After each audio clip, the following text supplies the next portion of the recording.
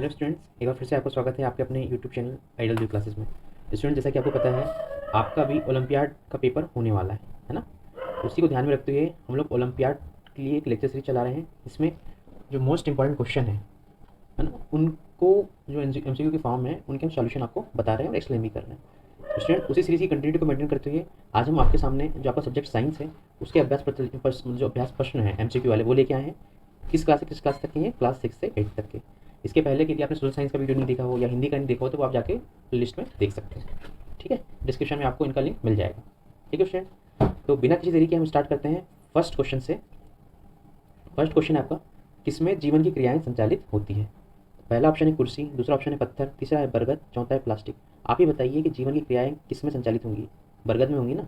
कुर्सी तो निर्जीव वस्तु है, पत्थर भी निर्जीव है, प्लास्टिक भी निर्जीव, सजीव तो बरगद ही है। प्रश्न क्रमांक 2 पूछता है आपसे, हरे पत्तेदार वाली सब्जियां एवं फल मुख्य स्रोत हैं कार्बोहाइड्रेट्स का, प्रोटीन का, विटामिन एवं खनिज लवण का या वसा का? तो हरे पत्तेदार वाली सब्जियां व फल किसका मुख्य स्रोत है? विटामिन एवं खनिज लवण का। ठीक है, बढ़े अगले क्वेश्चन की तरफ। अगला क्वेश्चन आपका प्रश्न क्रमांक 3 है ना। प्रश्न क्रमांक 3 आपसे पूछ रहा है, दहन के लिए वायु में आवश्यक है ऑक्सीजन, नाइट्रोजन, क्लोरीन या कार्बन डाइऑक्साइड? इसका सही आंसर हो जाएगा स्टूडेंट्स ऑक्सीजन।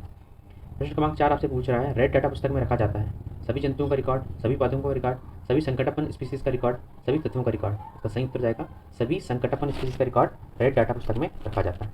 प्रश्न क्रमांक 5 आपसे पूछ रहा है, अमरबेल उदाहरण है किस चीज़ का? स्वपोषी का, परजीवी का, मृतजीवी का या परपोषी का? अमरबेल किसका उदाहरण है स्टूडेंट्स? परजीवी का। किसका? परजीवी का।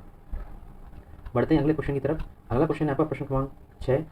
यह आपसे पूछ रहा है, पादप का जनन भाग होता है पत्ती या पर्ण, तना, जड़ या पुष्प? पादप का जनन भाग क्या होता है? पुष्प होता है। क्या होता है? पुष्प।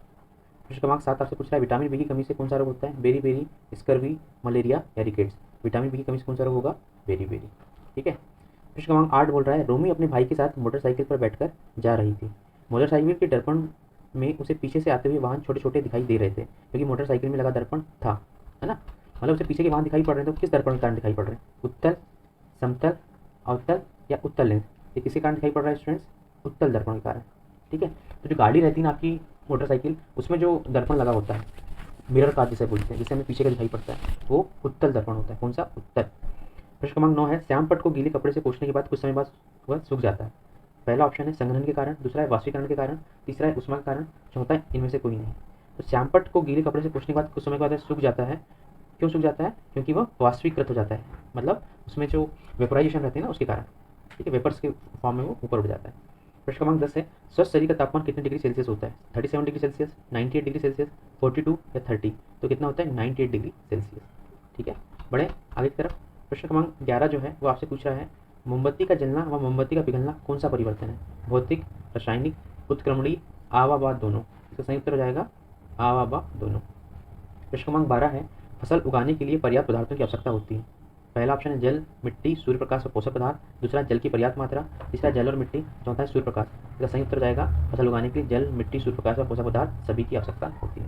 प्रश्न क्रमांक 13 है, ग्रह की परिक्रमा करने वाले खगोलीय पिंड कहलाते हैं? उपग्रह, ग्रह, आकाशगंगा या उल्का पिंड? ये सही हो गया उपग्रह। ठीक है, बढ़े आगे की तरफ। प्रश्न क्रमांक 14 स्टूडेंट्स आपसे पूछ रहा है, सूक्ष्मजीवी को देखने के लिए किस यंत्र का उपयोग किया जाता है?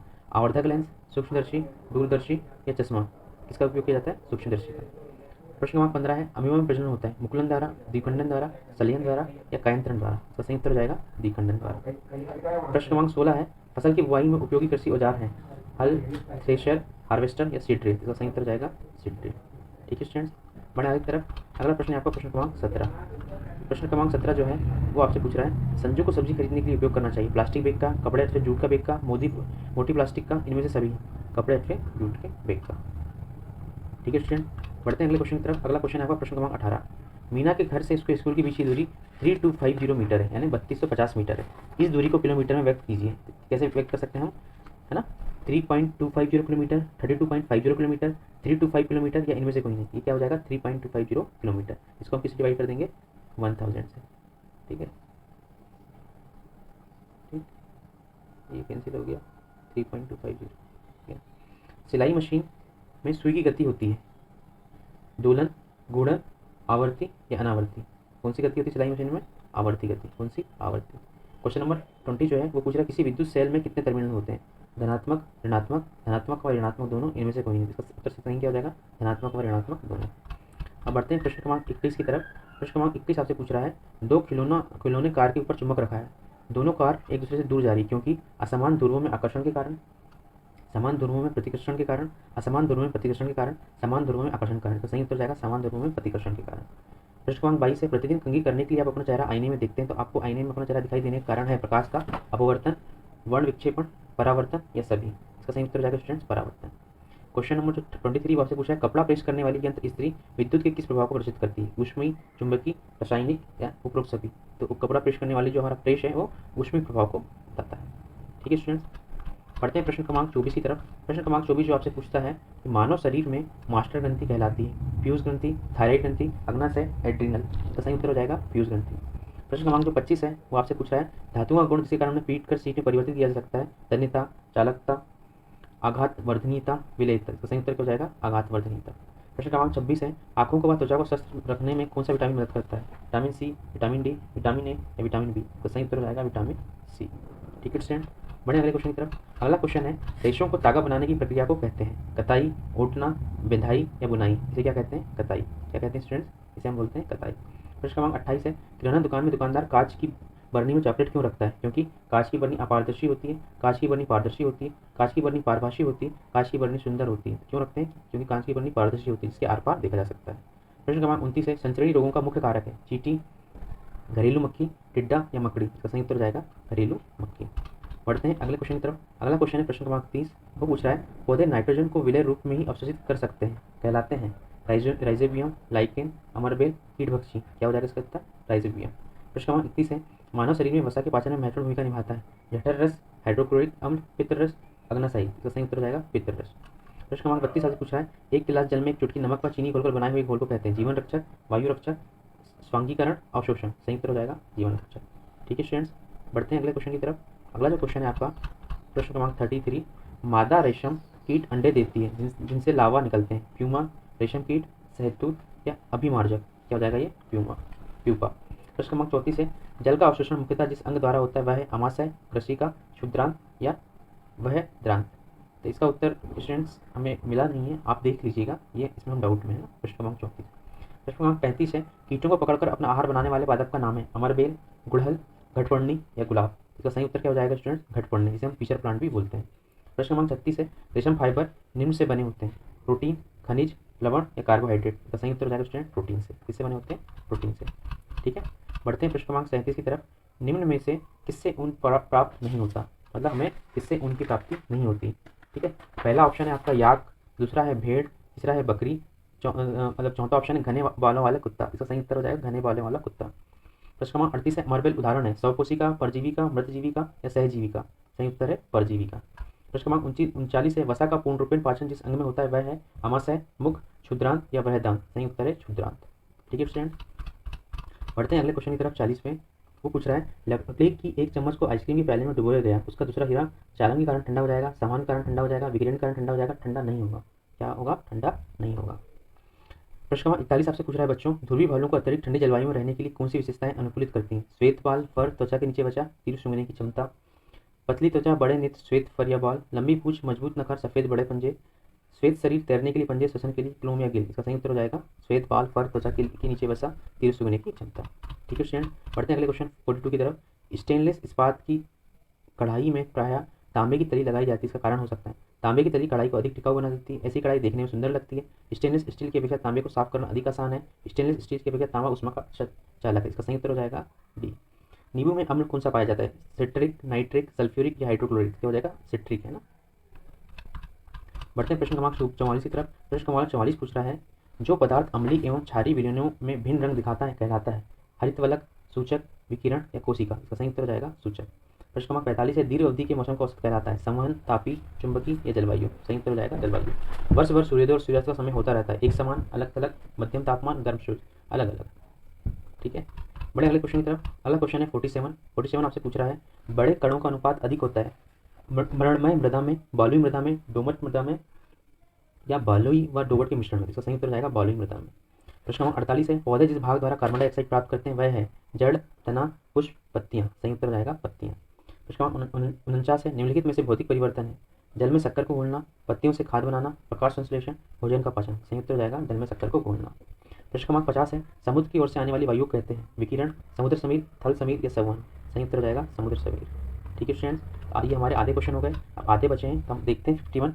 कोई मांसाहारी जंतु जिनके शरीर पर धारियां होती है अपने शिकार को पकड़ते समय बहुत तेजी से भागता है, इसके पाए जाने की संभावना किसी ध्रुवीय क्षेत्र में, मरुस्थल में, महासागर में या उष्णकटिबंधीय वर्षावन में।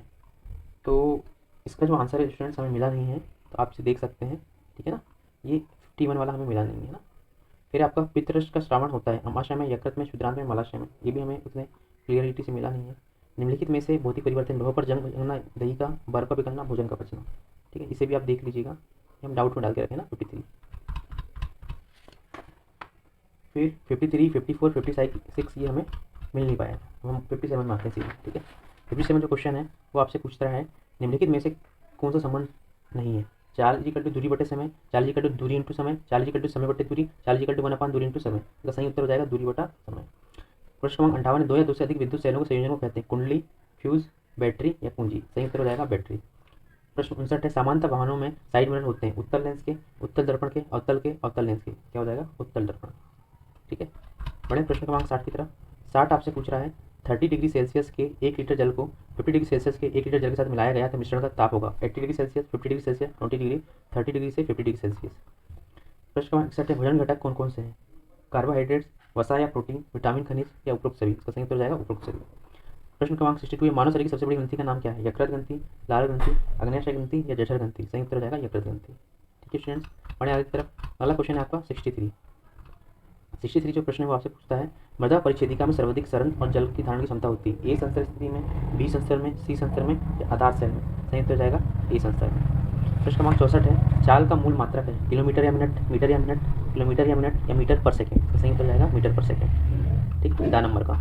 प्रश्न क्रमांक 65 है, दंत चिकित्सक दांतों को आवर्धित प्रतिबिंब देखने के लिए उपयोग करते हैं किसका। उत्तल दर्पण का, अवतल लेंस का। ठीक, क्या हो जाएगा इसका अवतल दर्पण। प्रश्न क्रमांक 66 है, सीसी झूले की गति होगी पूर्णता गति, तुलन गति, वर्तुल गति या रेखिक गति। सही उत्तर हो जाएगा इसका दोलन गति। प्रश्न क्रमांक 67 है, अवतल लेंस द्वारा बनाया गया प्रतिबिंब होता है उल्टा तथा वास्तविक, सीधा वास्तविक व बड़ा, सीधा आभासी व छोटा, सीधा तथा वास्तविक। सही उत्तर हो जाएगा सीधा आभासी व छोटा। बढ़ते हैं अगले क्वेश्चन की तरफ। प्रश्न क्रमांक 68 जो है वो है विद्युत धारा के तापीय प्रभाव पर आधारित सुरक्षा युक्ति कहते हैं शॉर्ट सर्किट, विद्युत परिपथ, विद्युत फ्यूज, विद्युत चुंबक। सही उत्तर हो जाएगा विद्युत फ्यूज। प्रश्न 69 है, जल कितनी अवस्थाओं में पाया जाता है 1, 2, 3 या 10। सही उत्तर हो जाएगा 3। प्रश्न क्रमांक 70 है, किस धातु की पन्नी का प्रयोग भोज्य पदार्थों को लपेटने में होता है कॉपर, कैल्शियम, एल्यूमिनियम या आयरन। सही उत्तर हो जाएगा एल्यूमिनियम। ठीक है, बढ़ते हैं अगले क्वेश्चन की तरफ। 71वां, पैराशूट एवं रस्सों में प्रयुक्त रेशा है कपास, ऊन, रेशम या नायलॉन। सही उत्तर हो जाएगा नायलॉन। प्रश्न क्रमांक 72 है, जैवमंडल राष्ट्रीय क्षेत्र के संबंध में उपयुक्त कथन है वायुमंडल संरक्षण हेतु, जानवरों के संरक्षण हेतु, जैव विविधता और क्षेत्रीय संरक्षण हेतु, स्थानीय प्रजातियों के संरक्षण हेतु क्षेत्र। इसका उत्तर हो जाएगा सी, जैव विविधता और क्षेत्रीय संरक्षण हेतु।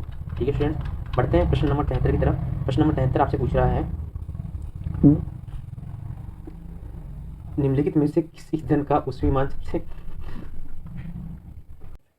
प्रश्न क्रमांक 73 है, निम्नलिखित में से किस ईंधन का ऊष्मीमान सबसे कम है लकड़ी, बी कोयला, सी पेट्रोल, डी गोबर के उपले। तो इसका सही उत्तर हो जाएगा गोबर के उपले। प्रश्न क्रमांक 74 है, एल्कोहल के उत्पादन में सहायक सूक्ष्मजीव है लैक्टोबैसिलस, राइजोपस, यीस्ट या राइजोबियम। इसका सही उत्तर हो जाएगा ईस्ट।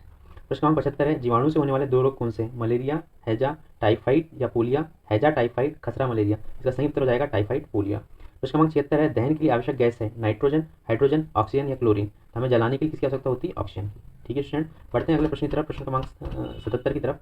77 पूछ रहा है आपसे खरपतवार नाशी है 2,4-D, यूरिया, NPK या नाइट्रोजन, पोटेशियम, कैल्शियम या सुपर फास्फेट। सही उत्तर हो जाएगा इसका सुपर फास्फेट।